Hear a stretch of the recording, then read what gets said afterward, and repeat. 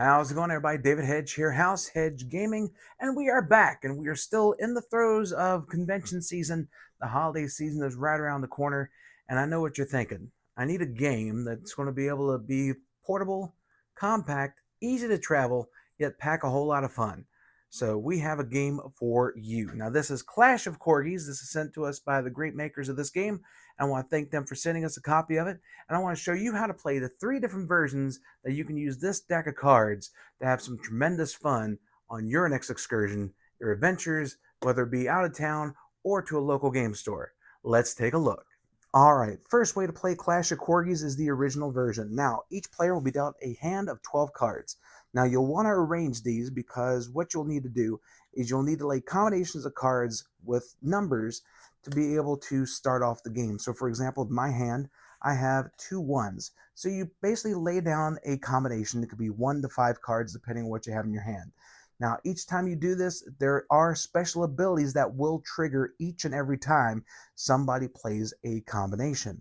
Now, since I laid these ones, somebody else can lay down 2 of any other number as long as it exceeds the 1, which is pretty much every other number.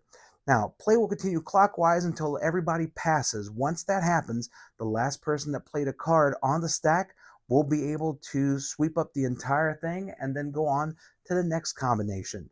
But all the while, you have all sorts of different abilities being triggered because of each combination of cards that are played. But the player that is able to empty their hand first in this version of the game is the winner. Now, the next version is Treasure Island, where each player will be dealt 3 cards.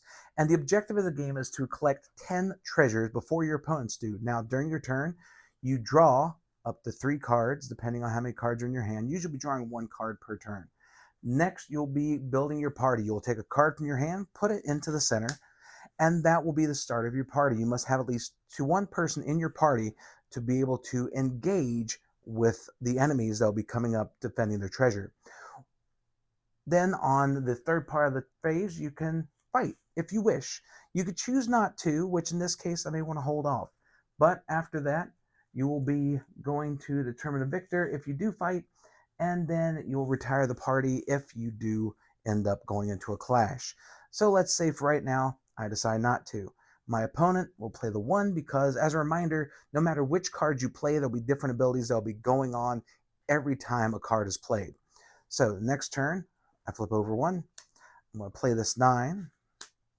And I'll let you discover the abilities for yourself just to give you a little bit something to look forward to. I'm just doing this as a demonstration currently because there's a lot of things that can happen that can affect what goes on top of the deck, how your opponents will be reacting, and various other things that will be taking place. Now, with this team, I would love to be able to fight against somebody in the deck. So I'm going to choose to fight 3 different foes. See how it goes. So 1, 2, 3. Now, sometimes you fly a little too close to the sun. In this case, aces and the wild cards count as 10s.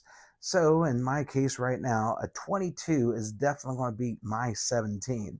So that means that they win, I don't get any treasure, and now everything gets discarded and I have to start over from square one. But unfortunately, I don't have anything to show for it. Now let's actually say for the next turn here, this person here plays their 5 and they go against one person. Of course they do. So 6 against 1, the 1 definitely loses. So this player would be able to get this card as a treasure. They retire their team and then they start rebuilding. Now, once somebody reaches 10 treasure points, that ends the game. But again, there are a lot of different things that could be happening all throughout to make it where it's going to be hard for your opponent to get treasures, but it's also going to make it a little bit of a difficult task for you to obtain them as well. Now, the last version of Clash of Corgis that you can play is Capture the Illusionist. Now, Illusionist is the star that will be coming up in every game that you play, but this one is more important because the way this works is that if your opponent knows where your Illusionist is and they're able to capture it, you lose the game.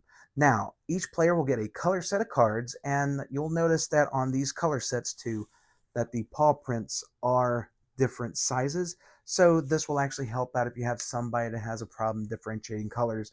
You'll be able to go by the symbols and everybody will be able to enjoy the game. Now, in this version, you'll get a set of the cards, and you will deal them out in a 2x4 grid and have 3 cards remaining in your hand. Now, the objective, again, is to find your opponent's illusionist. You'll be doing this by looking at your cards one at a time on your turn and activating abilities. So, for example, on my turn, I will look at this back card, and it's a 2. Now, I could choose to either keep it secret for now and play one of my other cards when I want to activate an ability, or I can go on ahead and use it. And I think in this case, I will. So, when you activate a card, you will rest it, and then you'll do the abilities. So for this one, select one of your opponent's revealed cards and change it to rested, then activate another card. So I know that I should hold on to this, but I wanted to actually go over one of the abilities. So let's say, for example, they had this and it was ready to go on their next turn. So you'd be able to rest it, and then they would not be able to have something else they wouldn't be able to activate this one on their turn because you're using abilities every other turn. Because at the end of your turn, any abilities that have already been rested before, any of the characters will be able to be ready, reset, and activate on the next turn. So it's very beneficial for him to be able to lull people to sleep throughout the duration of the game. Now, you will keep it face up, and you will be going back and forth picking out where you think the illusionist is. Now, the illusionist, if it's in your hand, you know exactly where yours is, and hopefully your opponent does not pick it. But if they do, there is a one chance that you're going to be able to survive, and that is by way of the ace. Now, the ace will be able to save the illusionist. You will be resetting your board when you do this. However, this does give you a chance to basically give you a second lease on life in the game. While your opponent may have a built-up board, he does have a lot less options to hide where his illusionist may be. But he may also have his ace. Who knows? There's only one way to find out in this version of the game when you try to capture your opponent's illusionist.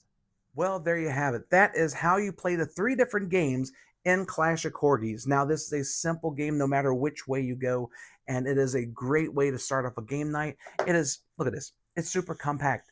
You're able to put it in your pocket, you're good to go. If you need something to start off a local game night at your local game store or at home, break this one out. I guarantee people is going to be having fun with this. You take it to a family gathering during the holidays, or you take it to a convention, give yourself a little bit of downtime in between panels or events.